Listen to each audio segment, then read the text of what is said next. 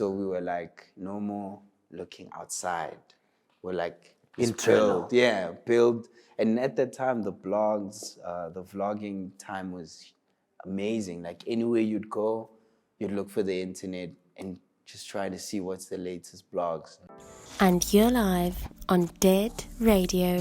Welcome to another very special episode of Dead Radio with your boy Ini, and once again we have a very, very special guest reporting live from the Dead Store.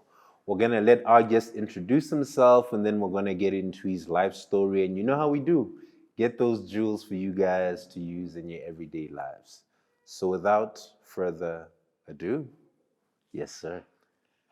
Dumelang, Thobela Kay. My name is Kay Kay Ribane. On digital platforms, it's Kay Kay Ribane. Co-founder of a digital gallery called Usurper. Co-founder of the head office, Dear Ribane. Yes sir. Yes sir. Co-founder of Mungu Lab, Kinora, but more importantly, a multidisciplinary artist who thrives on changing the African narrative and trying to see a timeless way of reflecting on who we are and what we can be. I love that. I love that. How are you feeling right now, in this very second? Very inspired. I love that. Yeah, very inspired by, how everyone thinks of ideas and then the pursuit of it and then the resilience. And then I'd always say like the metamorphosis is usually what ideas are. You first think about it, and then it blossoms into something else. Yeah. But one thing we never look at in like the metamorphosis is how to keep flight. Like you've transformed into this butterfly that people admire. But how do you stay afloat? Because now there's new obstacles. Because there's new beings. How do you, stay on course? So this is that, you can see it's still keeping flight, and even, that. Extending itself in different spaces. So, I hear that. Yeah, that's where it is. It's like, I feel you. Yeah, at the breath of it, it's like very inspired, yeah. I hear that. So how I begin every Dead Radio is to predict the future. We have to dig into the past, right? And to find out who KK is today, we have to start KK's book from page 1, right? So tell us about KK as a young man. Where did you grow up? What type of young man were you? Were you an introvert? Were you an extrovert? Like, were you out there on the streets playing? Like, just walk us through KK as a young man and where he grew up. KK starts from Anna and Patrick. Okay. Those are my spirited away parents, and that's the core of my essence, was their joy. Of course. Right, and they had so much of it. One from Tembisa, one from Soweto. Okay. And you can see it's like, south and east, and they had so much of that. They had 3 kids. And I was part, the final son. Okay, the last one. I hear that. I hear that. And, in that newness, we got to be instilled with a sense of, discipline. And our father always created these experiences in, like, Soweto, the basketball courts. At that time, basketball wasn't so much of a popular sport within the black community. It was niche. Yeah, it was very niche. It was like you only knew Jordan, Kobe, and nowhere else do you get to feel that. So, we're installed with that sense of drive, and, always told that, within ourselves, we everything we need is at home.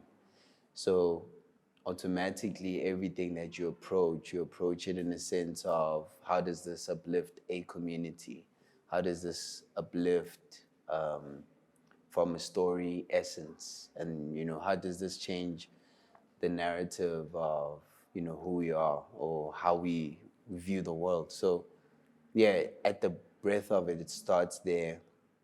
And as we grew up, we actually lived in different spaces with our family. Okay. So we were together, but not always. So what connected us was stories about art, music. What are you listening to? Okay. And then when we'd meet up, we'd go to galleries, we'd go to like science labs, and then so that was like our bond. Get the bond up.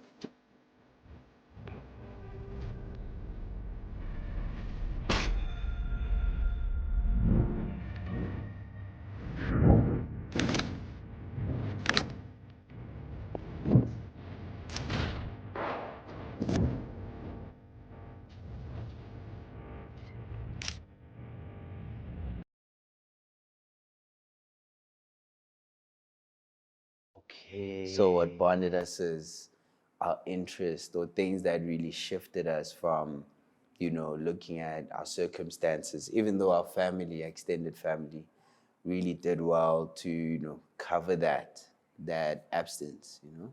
So in that same light, like I said, we're instilled with that, and it was quite refreshing to always then look at your legacy and what it looks like. Mante, because when how was called Mante. So Mante, Ribane, Tebogo Ribane, they, had found a way of, being one of those people who are influential and instrumental on how I navigate, because I was at a sports school in Laudium, Okay. at a boarding school. Dope. And played soccer, super sports, which is currently not there anymore. Yeah, It's just at all. Time flies. Time flies. So it's so being in that isolation, but also trying to regain who you are. You're growing as a man, your identity, and they really help shift, where legacy looks like from a creative point. Okay. At that time, Maboneng was still something that was coming up. Yeah. And the installations that was happening there, it was like you don't find this anywhere. Anyway, yeah, that's true. Everything about that place was so authentic and unique, and it was like the simplicity of methods, of disciplines. That's what we actually had to learn on. Okay, how do you position yourself in this ever evolving space? Where at the time there was like hip hop and kwaito and vintage, and how do you see yourself? And I think when we moved to the West Rand, Vetporken, that's where we had our own space. That's where we came together. That's where the Avengers Came together. Avengers assemble. I feel wish you. I had a different I feel you, though. But when we came together, we really at the core of it was like, how do we keep ourselves safe within the stories that we tell? Because sometimes you collaborate outside of what has been created for you, and then you feel a sense of exploitation, or a sense of people don't get what you're trying to tell. So we took it upon ourselves to really create that narrative, from home, and really sharpen what type of story we wanted to tell. Okay. Because at that time it was more from, I'd love these recyclable items, and we would like hand make, and would like we said, we would sell watches. Yeah. Be creative, use tools, but at home. Our home was also our studio. Okay. So each room had its own color. And actually Nike, when we did MX Day, they came and documented at our home. Crib. At the crib, even Chanel, Fifth Senses. So we documented that at home as well, because that was our canvas. So we were like, no more looking outside. We're like, internal. Build. And at that time, the blogs, the vlogging time was amazing. Like anywhere you'd go, you'd look for the internet and just try to see what's the latest blogs. And that was our way of connecting with international people and seeing what they're doing different, and also educating ourselves to like how you can tell those stories, how you can use, artistry or garments in ways that it really just changes what we've already seen in the country, or from our reference point. So initially we all took it to ourselves, built it at home. Each room had its own color. So we'd shoot editorials there to really sharpen your skills, and interviews, documentaries. Okay. And then eventually it like expanded to us loving like architecture to that point. Like you'd look for places with great architectural spaces. That's why when I came in here, that's the first thing I noticed. That's the first thing that you noticed. I understand. Now. Because it was like third thinking, like yo, Zaha Hadid, when you're in a space where everyone is in routine. Yes. That one person that just holds up and creates something that breaks the monotonous flow. Yes. Let's use that, breaks the monotonous flow. Yes. Yes.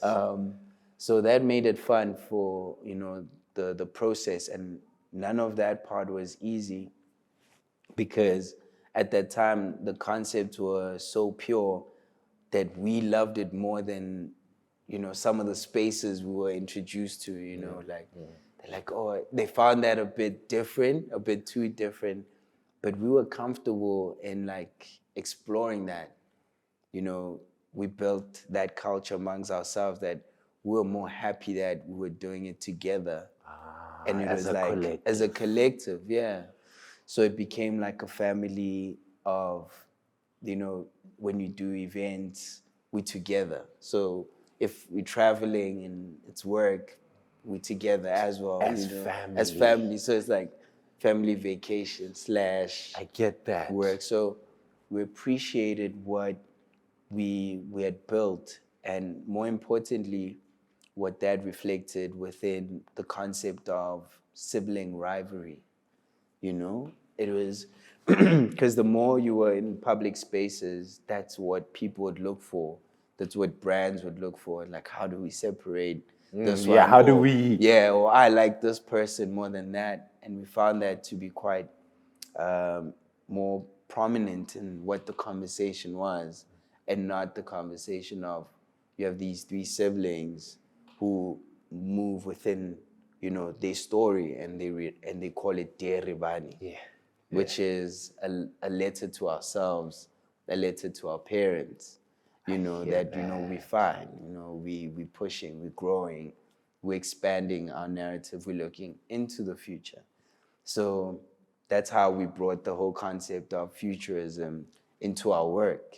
Was us identifying ourselves in the future, and in the present, looking towards the future. Because, we'd have this thing, even Montel said it in the Chanel documentary, was don't be 5 minutes, be timeless. And I love that. And we lived by that, because it was like, how do we look at this, 5 years from now and have it have a certain sense of grace, impact, and a sense of inspiration. So you look at it in no matter what situation you're in or which environment you're in, you're able to feed off it where it actually inspires you to see more of yourself through it. So the goal was like to kind of ignite that concept of, as family, you can grow together. Look at all these big brands, they're all families. They're all... One thing I want to double click and open a folder, right? There's a lie that the world has been told, right? And the lie is, don't work with your family because it will end up in tragedy. But you guys are the exact example that that's a facade. It's a lie.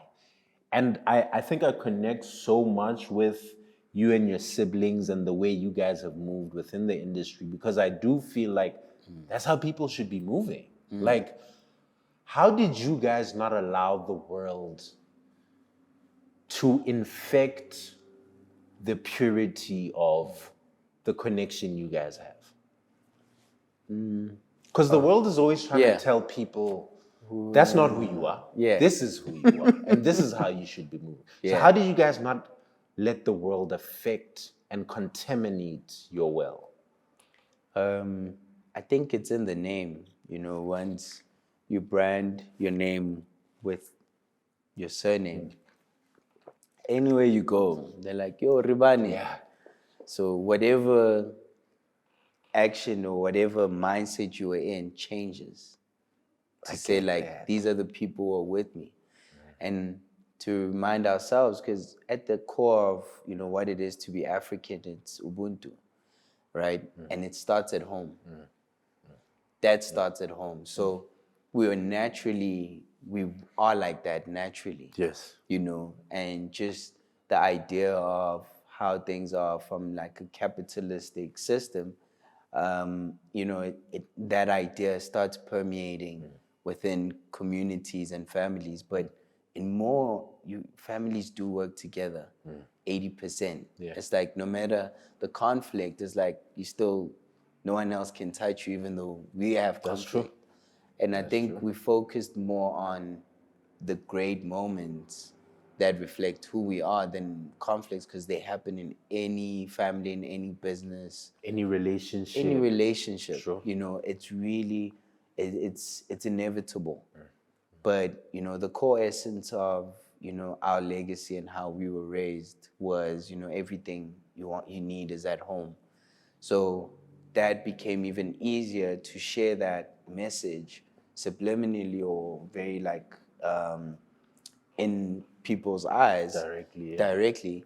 It was something that we naturally wanted to take care of each other through the art. And we were each other's inspirations. Like, you know, sometimes want to do a post and you're like, oh, I haven't worked enough. Or Tabs would do a post, the book I call it Tabs, Stebza would do something and you're like, yo, I need to up the game. I need to do more. I need to do more. And that's really at the core essence of the drive. You know, if within each other, you're able to ignite a culture that even when you're not in the same space, you've created that culture and you can see it reflected in different works. I get like, that. oh, you collaborated with, you know, Ribane. You could see that, you know, in the work.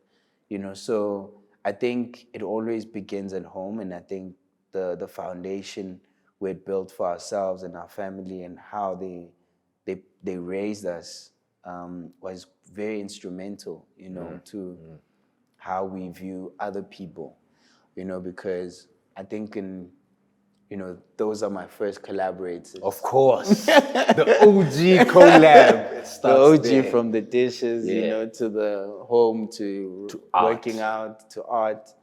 You know, those are my first collaborators. And then using that same ethos to collaborate with other people outside of that, where you look at each project as important to them as it is to you.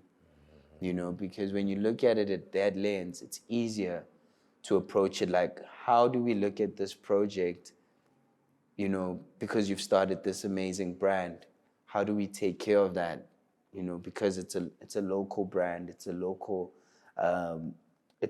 fight, it's a sense of resilience. How do we protect that? So you look at every project on how does this make the next generation look at us, you know? And I think that's why working with family assisted me, and not a lot of people get that opportunity. Yeah. And you value that, and you try to assist and instill that wherever you can, because backgrounds are all different and pressures are different. You know, so what you're more excited on is creating something that is legacy driven in collaboration. You know, when, like for instance, when I worked with Kuli. Incredible music video. Oh, The styling. Incredible. Incredible, sir. Thank you. Yes. Thank you. Abuti, abuti cool. Braga. Yeah, like Very you tall. know, when you get that opportunity to create something that you realize that this assisted you to also be driven in a specific light, in a certain lens, and you get to look at the opportunity you're given, you also, there's a responsibility to keep that legacy existing in such a light that, it's graceful. You look at that, you're like, oh yeah, that's him. I get that. I get that. I get him. That's exactly how you want to look at your elders through that landscape. And it's someone that, you always would allow that conversation to exist. And you always look at people where they are in the scheme of things, or in the present life, or transformation. Yeah. And that's where you can also, see how do we extend that message, And sometimes it's like, they might not get it, but let's go. In the future. In the future, they'll look back you'll and look be back like, and say, oh. that, Yes, sir. and sometimes, maybe it's not that deep, but for us, that's what it meant to be part of that. And everyone we brought on board, like Kelvin. And so interesting, even the shoot we did, we were thinking like, yo, someone's gonna love this, and we're already manifesting, we're speaking about it. Living in the future. Like, yo, when we shoot this, people are gonna love it, we're gonna shoot films. And then like a year after, someone coolly calls like, yo, I love that piece. Let's extend it, so it's always important to think 5 years ahead of, what your work is now, your impact is. Because once you're in the present, you don't see it. Of course. You just like on a momentum. But when you create it for when you're gonna need it, because there's times where you doubt, the industry, because it has its ups and downs. Yeah, of course. But you have to take pride in the work you've put in, that you can look back and say, oh, this is what's keeping me driven. If I was able to do that, now I have to push the envelope. So I get that. I think that's usually the lens I look at things sometimes. I get that. Yeah. I get that. You've spoken about the future. You've spoken about legacy. And whenever I sit down with futurists, right, people who live ahead of the curve, because the rest of the world lives behind the curve because they can't see what's coming, right? But people like you who live in the future already know what's coming around the curve, right? But I'm always interested in the different positions people play, right? And as a futurist, you guys create the template that will be used by future generations, right? But I always wonder about how futurists feel about getting their flowers, right? Because not everyone gets their flowers in real time. And now futurists, because you guys live in the future, people might be like, I don't get this idea, I don't get this campaign.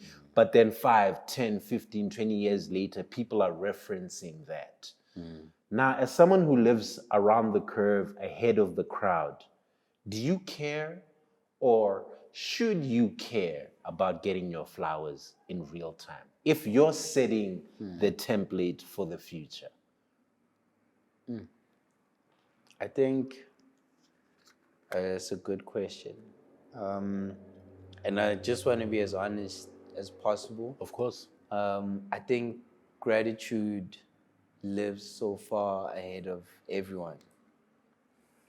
To be grateful of people having the time to just like or comment or say something of grace to you, where you could be in any situation. You could have maybe made a deal and double thinking it, and you have people in private rooms speaking your name highly, so the important thing of gratitude is it's like it's a steroid, it's a muscle. that when people do have that patience or that moment in this busy era, like the era is like twice as fast. Yeah, literally. So, for them to have a pause, like a moment and say like, yo, this moment shifted 1, 2, 3. And, this is like why we created what we were creating, because we wanted this work to speak in spaces where, we couldn't physically be there, because, we look at so many people within the creative space, who have such phenomenal minds, not having the opportunity to express it, or even more like the bravery of really putting out their work. Just putting it out. Like, just putting it out. So you just like really want that to be a symbol of that. Like if you see Dear Ribane, it's like your reference point becomes something that gives you the courage. So it becomes that symbol of, if I'm working with Kay, I can have the courage to extend ideas. Like, Kay, how far can we push this? So you become, for yourself and hopefully for the next generation, a symbol of courage. To say, this is where they're from, but this is where their mind was. Because the ability of where your mind is, it moves further than your physical. So anyone or any group that's allowed to think further than their present or bigger than that, so you become a symbol of how far can we stretch these ideas. I get that. Not like, oh, let's keep it. No, it's like, how far can this impact, someone who's, first year doesn't know which angle to take. Yeah. And usually within, these social spaces, they tend to be slightly a bit toxic to maintain that. Yeah. And you want to be a safe haven for those type of minds.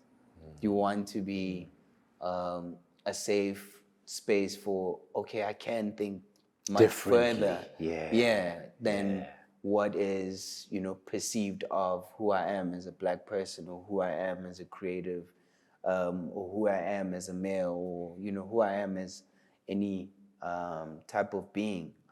So that becomes a symbol. So any form of gratitude that's given, it's something that amplifies what the intention was. I get that. Was to be, grateful of the opportunities we get, to extend ourselves digitally. Yes. Like we said. Yes, sir. Like 2 lives. Yes, sir. Yes, sir. So one of them has to be a symbol that can reach someone in Tokyo, someone in, Saudi Arabia, someone in a different country, to say, actually, if they're doing that in Africa with, the little they have, what can we do? I understand. So you become, hopefully, a symbol of that. And that becomes your flowers in real time.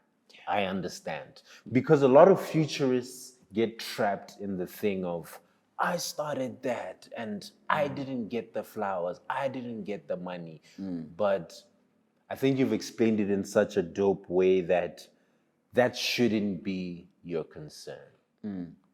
You being the symbol is the flowers. Because we all play different roles in life. Yeah. You get me? And we all have to play our positions. I love that. I love that. At the beginning of our conversation, you spoke about how you're a multi-faceted creative, right? And you spoke about transformation, because that seems to be quite an important thread in your story. Consistently transforming. How have you managed to create different creative pursuits or identities or transformations? Because a lot of human nature, once I perfect how to make bottles, I'm gonna work on making bottles and being the best at making bottles. But you're like, I'm gonna make bottles, and then from that, I'm gonna switch and make tables, and then from that, I'm gonna make lights, and then I'm gonna learn how to be a photographer, which is an amazing aspect about your creative journey, right? And I think it's because you're a curious mind. Wow. Because that's at the base of how I see you transforming, right? Curiosity becomes the thing that propels you to go and try new things. But how have you managed to be able to float between creative disciplines? Because a lot of people struggle with that. And the world, once again, will tell you, focus on one thing, focus on one thing, be one thing, but you're the complete opposite of that. You found a way to consistently be transforming and touching different creative elements. How have you been able to do that? While living in the future. While While living in the future. it's like the first one is to know that okay. I think it should be good. Okay.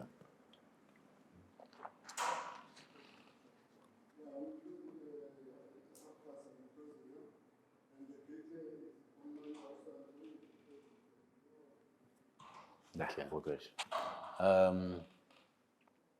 I think the more important thing for me, or I think collectively, but is always to know that you don't know everything. Consistently trying to learn the best way of executing your product, your storytelling.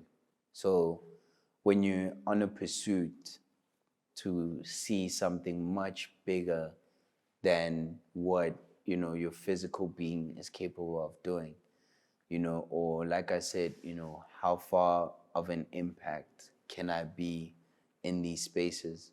So how it always navigates you is, you're constantly learning from, apparel to stage design to, stage performance, sound, so you're always somehow assisting, not being afraid to not be the lead, because in most of the times our generation, you want to be the main guy. The main guy. Steady, Of course. which there is a time where that comes.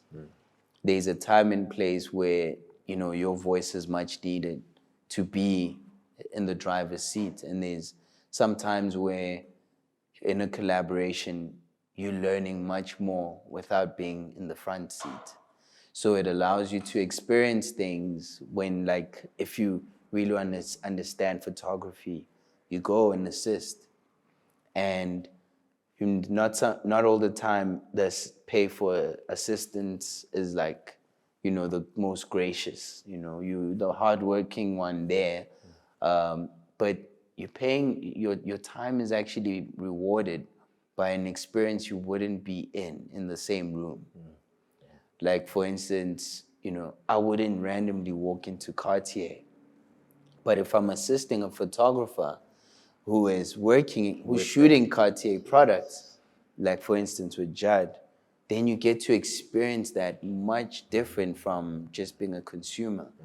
You experience the back end of what it is to maintain a luxury experience, right? So your time actually paid for you to be in that room. 1000%. So it's always amazing what you can do when you're not, or spaces you can be allowed in when you're not always in the driving seat.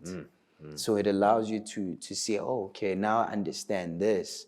How do I bring what I've understood here into, what, I know a generation won't be able to have access to that, but how do I bring it there, So you go into those spaces and you bring back and you say, yo, so it's like going home, you go learn something, you come back, you're like, yo, intenda ba kenya packet bo for me, tell that.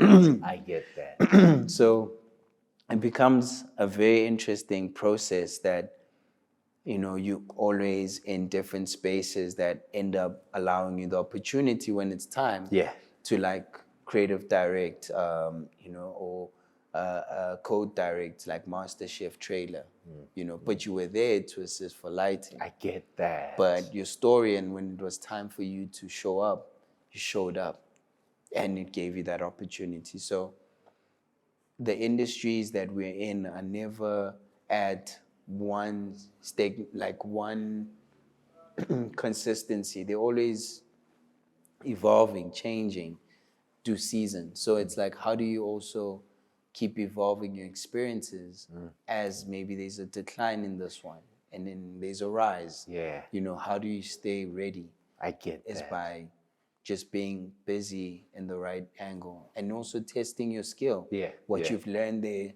you bring it home, test it out, see how it works, how comfortable is it. And you find that there's more projects that haven't been out that you are not comfortable in showing, or you didn't get to the type of delivery you wanted because you've learned something much bigger exists. I get that. And you're like, until I get there, then, you know, I can keep refining. And when I'm ready, you see it. When I'm ready, and don't be afraid to fail in public.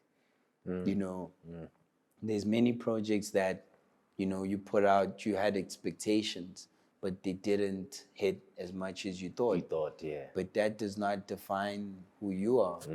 You know, that project is a symbol of what you're capable of doing or what you're capable of learning. Doesn't mean, yo, that's him. That's you when you're That's done. yeah.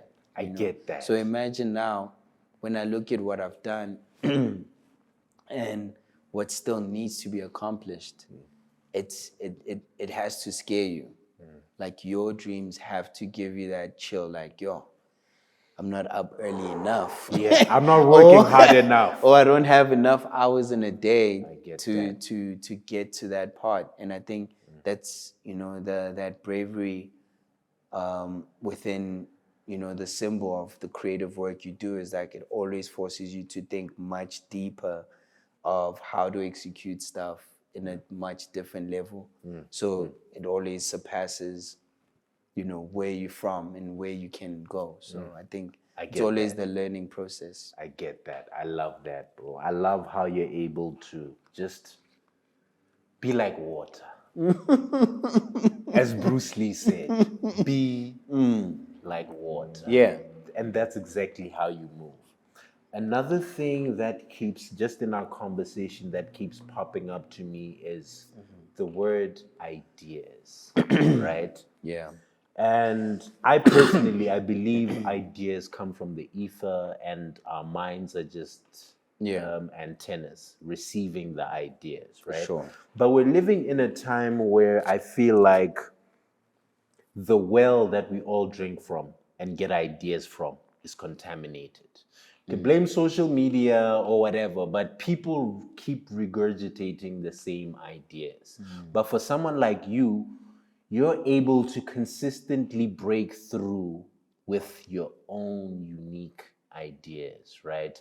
Now, what I want to know is, how do you keep your antenna free from being disturbed and for you falling into the trap of regurgitating what's hot on Instagram or what you saw on Twitter? How do you keep your mind free and not infected by this thing of like people making the same stuff, all taking from the same reference points? Like, how do you keep free from that? I think it's so hard for someone to copy the next, because, you know, even copying, it's like a tool, you know. What I've been seeing globally or impactfully looking at, you know, your purpose and your antennas are usually your calling, right? So a yearning of an idea, you know, when you have an idea, there's something that's inside of you that, you know, you'd have to try to explain to people and they wouldn't get it, but only when you do it, that's when, you know, they can get the path it's leading you. So I think it's very important, you know, for everyone to understand that that exists within them, because there's so much to actually solve and there's so much that's happening around us that we don't have control over. And the little impact that you play, that's where the core essence is, you know. Like, I think I've always looked at work and try to see how does this visually impact someone who is, who's miles away, who's close to maybe committing suicide or couldn't find a way within the creative space and was given a sense of hope through what they were viewing. So you become like that ad break within they scroll, like as they doom scroll it, they like have a pause moment to say, wow, this is possible. So I think the purpose is much bigger. You literally an instrument of something much bigger than us that's really using your moment and seeing how you receive that and how to execute that and bringing people around you that see it much further than you also do, because it's always collaborative. It's never an I moment, like I'm the greatest idea, this idea has to work. It's collaborative. As you're going there, there's sometimes you have to pass somewhere closer and impact that and move to where it's going. So I think it's always of something much bigger than you that's calling, that's needing you to be in specific spaces or even allowing you to have the time to be there, So I think everyone that's, they're doing the best that they can. And so are you. And it's never to doubt, maybe this is a small project, it wouldn't have the day and light, but it's building you to a team that will get there. It's making you, it's introducing you to someone. Like for instance, I met Isaac when we were working with Nadia, and now we're working together. So it's never a clear direction, but it's all about the journey and who you bring on the journey. That really helps you alter your being. I get that. Because you are the environment you keep. So you are the the family you extend. So I get that. It's very important to protect those people, even with your suggestions of things, because we also play, a part of, where people see us or where people find us. They're like, oh, I saw him there. That means that's the space, Or I saw him there. That means your presence at any place makes that place valid. I get that. And there's much more people who are looking at that. And how do you guide that? So I think everyone has different responsibilities. I think what mine is, more important on how to change the stereotypes within, the art industry, which is, has its own challenges. And using this form, because not for everyone is like, oh, we have a plan B. This becomes that, your plan A. So how do we, expand in spaces and build each other to a point where I don't have to be there to know something amazing is happening. It's happening instantaneously. So I get that. I think it's very important to always, protect your circle, protect the people you're with, and, then later it comes back, they're protecting you and making you see much clearer of the vision you instilled. So I think always, plant a positive seed. I hear that. Yeah. I hear that. We just spoke now about ideas and how you keep your antenna clear, right? One of the ideas that I love from you was you starting the kids' clothing line. Like, that's another one of those ideas where I'm like, this guy definitely, the ether just sent him a direct DM, right? Yeah. Talk to me about that process. Like, how was that? Like, another brilliant idea. Like, because I'm like, so many adults are like so focused on making things for adults. And like, yo, life is much wider than that. And that's one of those ideas where I was just like, shout out. Wow, this is like one of the few interviews that I asked about that. Of course. Which is very important, and I appreciate that part because, like we said, when you created Dear Ribane, it was more legacy built. Of course. And you think about, when a new seed, an extension of yourself, exists, then you like, how do I keep that same practice within a new household, which is myself, my partner, and my son. And your son, yeah. So then it's like, how do we also keep, the creative extension within ourselves, that even he might take over this brand and not always like speak about it, because we speak about things, we have so many ideas, but the action part was very beautiful. Like, start with samples, things that you like, because you found that maybe some stores don't represent what you want to say, and how you see your son, how you see your child.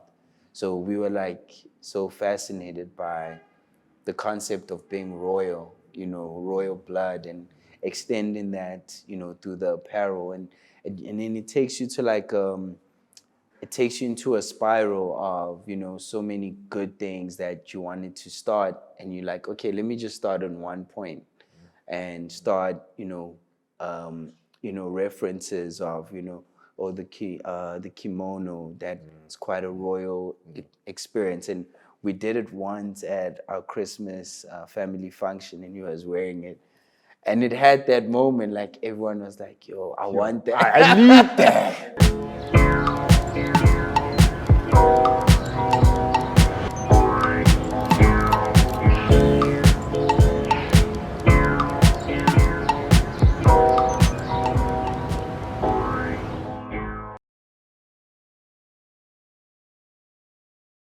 So the Kitties brand, right? Um, I think what is quite exciting about Christmas, having that reaction with family and friends, and how it gave a sense of presence, because they were seeing it from our lens, that this is our someone we treasure, who's extending the legacy. But more importantly, the name in itself, it was Mungu, which means God in Swahili.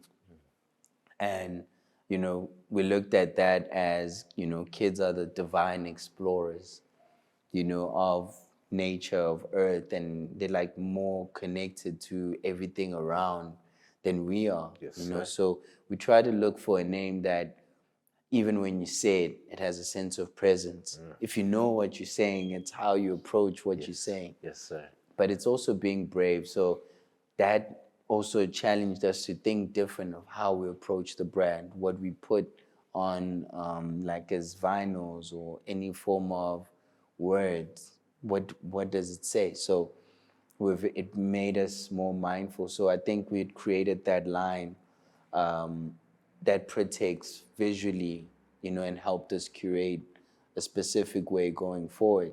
So it was a beautiful project, and like he's the CEO of the I brand. love that. We bro. just like running it for him. That's incredible. and and like to many more of those type of ideas where you think about you have a new seed, and you think about something, and it's always about the action. It doesn't have to be the perfect brand, the perfect supply, but it's about that action of it. And they get to see you grow the brand, and go through the ups and downs. But the exciting thing is, you were brave enough to see the collaboration from home and act on it.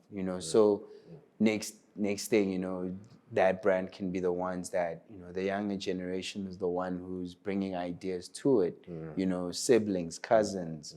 You start those brands that they can exercise their ideas and their execution about what fabric is, what selling is, through this brand. So initially we looked at it in that way. It's like, how do we start something that can grow and become and permeate into something more positive from a legacy perspective? I love that. I love that. Once again, as a man who lives in the future, I want us to tap into the year 2100. That's 75 years from now, right? And what do you want KK's legacy when someone picks up KK's book, right? That's written on his life, and he reads the summary. which is basically the legacy. How do you want that to read? What do you want that to be? I know that's tough, but you're a man who lives in the future. So let's tap into the future. Let's see. I think it should be a man who assisted you to find a better self, made you think harder about your capabilities, who knew that there was much more that you were giving than what the world was receiving. And I think that's, the bravery of having a different perception about, where you're from and growing that consistency in your execution. So I think for me, it's all about how does this become a symbol of a metamorphosis of ideas, that, transcend anyone into a greater situation through that little effort of extra thought, and, the bravery to change narrative. Like, they're from here, but the story is different. It's a global story. It's a global story. Yes, it's a global impact. Yes. So yeah, I think when you look at that work from anywhere in the world, it should have a message that drives you to see better about, what the world is. I love that. I love that, bro. I love that, man. Thank you so much for your time. I appreciate that. Kaleboga Jaka. Thank you, Abuti. Thank you so much. What's your last piece of advice to the dreamers out there? The kids who are going to be watching this in the comments saying, yo, bra KK, and I want to follow your path, or I want to create my own path. Yeah. What's your last piece of advice to the dreamers? Don't be afraid to fail. Don't be afraid to fail. And your authentic story really matters. It's very important for us to see what can come out from our situations, your situation. So, never be silent with greatness. That's a bar. That's a bar. Don't let silence be in don't let greatness be in the corner. Be quiet, let that come out through your work, through your execution. Take care of the people that work with you, mentally, physically, references, be that light that you want to see. Because sometimes, you can be that bad influence, but vice versa. Yeah. You can be that important person that, this person keeps sending me videos of 1, 2, 3, 4, this person always when I'm around, they keep speaking like this, manifesting something much bigger than our circumstance. And I think your mind thinks much further than where you are. This is just a shell of the present, but your mind knows what's yet to come. So I think it's about tapping into that, and at the right time, it will show itself. Thank you, sir. Thank you. Please don't forget to like, comment, subscribe, and we'll be back with another episode of Dead Radio from your boy, Ini.